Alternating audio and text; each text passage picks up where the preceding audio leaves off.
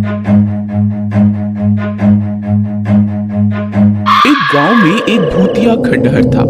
उस खंडहर के पास एक कुआं था। उस कुएं में एक चुड़ैल रहती थी। वह बहुत डरावनी थी। उसका खौफ 7 गांव तक था।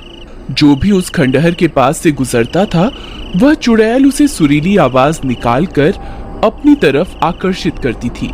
ए राजा, कहाँ जा रहे हो? इधर आओ ना, मैं कब से तुम्हारा इंतजार कर रही हूँ। देखो, मैंने तुम्हारे लिए स्वादिष्ट भोजन भी बनाया है। जरा मेरे पास तो आओ। अरे अरे वाह, ये औरत कौन है जो मुझे राजा बोलकर पुकार रही है? और इसने तो स्वादिष्ट भोजन भी बनाया हुआ है। आज तो मजा ही आ गया। मेरी बीवी ने तो मुझे कभी इतने प्यार से बुलाया ही नहीं। चलो जरा देख कर आते हैं। फिर वह नासमझ उस चुड़ैल के बहकावे में आकर उस खंडहर की तरफ चला जाता है। अरे तुम कहाँ हो? देखो, तुम्हारा राजा आ गया। मेरी रानी, तुम कहाँ हो? तुम्हें मुझसे छुपने की जरूरत नहीं है। मुझसे शर्माओ मत। राजा जी, मैं यही हूँ, मुझे ढूंढो। मुझे ढूंढ के दिखाओ, मैं तो यहाँ हूँ। फिर वह गांव वाला उसकी आवाज का पीछा करता है और उस कुएं के पास पहुंच जाता है। अरे राजा जी, इधर उधर क्या देख रहे हैं? मैं तो यहाँ हूँ। अरे यार, ये आवाज तो यहीं से आ रही है, लेकिन ये औरत दिखाई क्यों नहीं दे रही? अरे मेरी रानी, तुम कहाँ हो? देखो, मैं आ गया। अब मेरे सामने आ जाओ। देखो, मैं यहाँ नीचे छुपी हुई हूँ, मुझे ढूंढो। आवाज तो इसी कुएं से आ रही है। लगता है ये इसी कुएं में छुपी हुई है। धप्पा! देखो, मैंने तुम्हें ढूंढ लिया। फिर वह नासमझ उस कुएं में झांकने लगता है। तभी उस कुएं से एक खूनी पंजा बाहर निकलता है और उसकी गर्दन पकड़कर उसे नीचे की तरफ खींच लेता है। अरे मर गया रे! ये क्या चीज है? हे भगवान, मुझे बचाओ! अरे मर गया रे! आए! तुम कौन हो? मैं तो अपनी रानी की तलाश में यहाँ आया था। हे भगवान, मैं ये कहाँ फंस गया? मेरी तरफ देखो, मैं ही तो तुम्हारी रानी हूँ। नहीं नहीं, तुम तो कोई चुड़ैल लगती हो। अरे मुझ पे दया करो और मुझे जाने दो। मेरी बीवी घर पे मेरा इंतजार कर रही है। भगवान के लिए मुझे छोड़ दो। नहीं नहीं, तुम इतनी दूर से आए हो, खाना खा के जाना। अरे वाह, लगता है ये कोई अच्छी चुड़ैल है। मैं बेकार में ही घबरा रहा था। जी जरूर, खाना खा के ही जाएंगे। वैसे चुड़ैल जी, आपने खाने में क्या बनाया है? अभी तो खाना बनाना है। अच्छा अच्छा, तो क्या प्याज काटने में आपकी मदद कर दूं? इसे आज खाने में है क्या? तुम्हारा सर। अरे मर गए रे! ये तो मुझे ही खाने की बात कर रही है। हे भगवान, ये आज मैं कहाँ फंस गया? आज रात के खाने में मैं तुझे ही खाऊंगी। इतना बोलकर वह चुड़ैल कुएं में बनी गुफा के अंदर चली जाती है। फिर रात होने पर, देवर जी, इतनी रात हो गई, ये अभी तक घर नहीं आए। मुझे तो इनकी बहुत फिक्र हो रही है। भाभी, आप घबराइए मत, मैं अभी जाकर भैया को ढूंढ कर लाता हूँ। फिर महेश अपने भैया की तलाश में इधर उधर भटकने लगता है। रामू भैया, आप कहाँ हैं? रामू भैया, रामू भैया, क्या आप मुझे सुन पा रहे हैं? यहाँ तो रामू भैया का कोई नामो निशान नहीं है। अब उन्हें कहाँ ढूंढूं? फिर उसकी नजर उस कुएं के पास पड़े गमछे की ओर जाती है। अरे, ये तो भैया का लगता है। कहीं भैया इस कुएं में तो नहीं गिर गए? अरे मर गए रे! ये तो वही भूतिया कुआं है जिसके बारे में लोग बातें किया करते हैं। हे भगवान, अब क्या होगा रामू भैया का? फिर वह जोर जोर से अपने भैया को पुकारता है। रामू भैया, आप कहाँ हैं? क्या आप मुझे सुन पा रहे हैं? अरे ये तो मेरे छोटे भाई की आवाज है। लगता है वो मेरी तलाश में यहाँ आया है। अरे वाह, ये तो मजा ही आ गया। ये शिकार तो खुद ही यहाँ चलकर आ गया।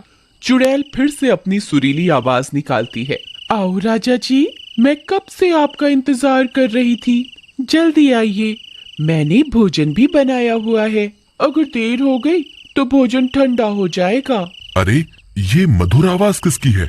ये मुझे राजा क्यों बुला रही है? तुम कौन हो? राजा जी, मैं आपकी रानी हूँ। मैं कब से आपका इंतजार कर रही हूँ। मैं यहाँ इस कुएं में हूँ। अरे नहीं महेश, ये कोई रानी वानी नहीं है। तुम इसके झांसे में मत आना। ये एक चुड़ैल है। अगर तुम इस कुएं के पास आए तो ये तुम्हें अंदर खींच लेगी। तुम इस कुएं में झांक के मत देखना। अरे ये तो रामू भैया की आवाज है। मर गए रे, रामू भैया तो चुड़ैल के शिकंजे में है। अब मैं क्या करूं? तेरी इतनी हिम्मत! तेरी वजह से मेरा शिकार मेरे हाथ से निकल गया। अब तुझे नहीं छोड़ूंगी। हे चुड़ैल जी, मुझे माफ कर दो। आगे से कभी ऐसी गलती नहीं होगी। मुझे माफ कर दो। मैंने जल्दी ही भैया को इस कुएं से बाहर नहीं निकाला तो ये चुड़ैल इन्हें जिंदा नहीं छोड़ेगी। मुझे कोई ना कोई तरकीब निकालनी होगी।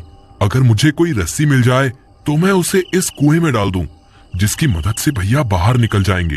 हे भगवान, यहाँ तो ऐसी कोई भी चीज नहीं है जिसकी मदद से भैया इस कुएं से बाहर आ सके। फिर वह इधर उधर ढूंढने लगता है। तब उसे एक टूटा हुआ पेड़ दिखाई देता है। ये टूटा हुआ पेड़ मेरे काम आ सकता है। अगर मैं इसे इस कुएं में डाल दूं तो भैया इसकी मदद से ऊपर आ सकते हैं। फिर वह उस पेड़ को उठाता है और कुएं में डाल देता है। रामू भैया, आप इस पेड़ की मदद से ऊपर आ जाइए।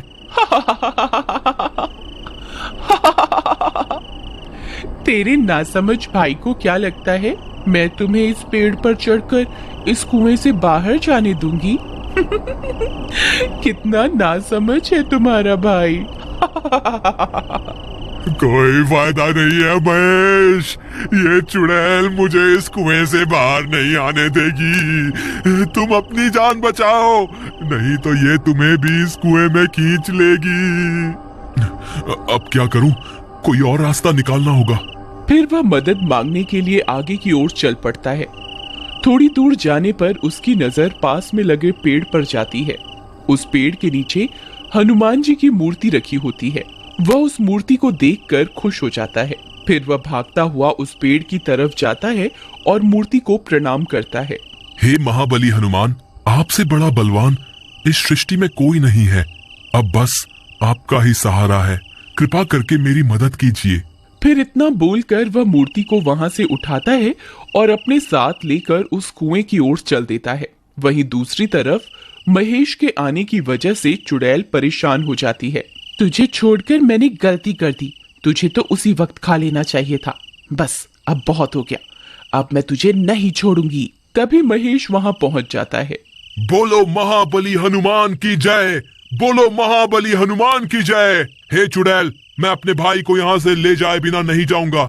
मैं नीचे आ रहा हूँ। अगर तुझ में हिम्मत है तो मुझे रोक के दिखा।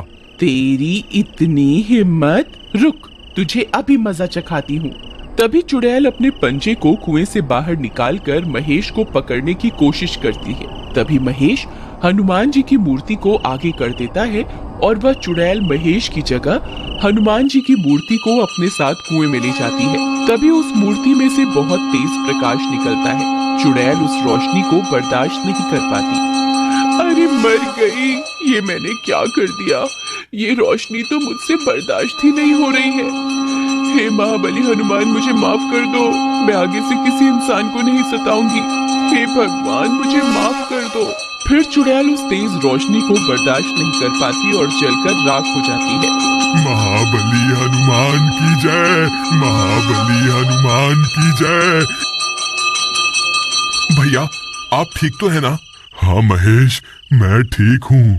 भैया, आप इस पेड़ को पकड़कर इस कुएं से बाहर आ जाइए। फिर रामू कुएं से बाहर आ जाता है और दोनों भाई एक दूसरे से मिलकर बहुत खुश हो जाते हैं।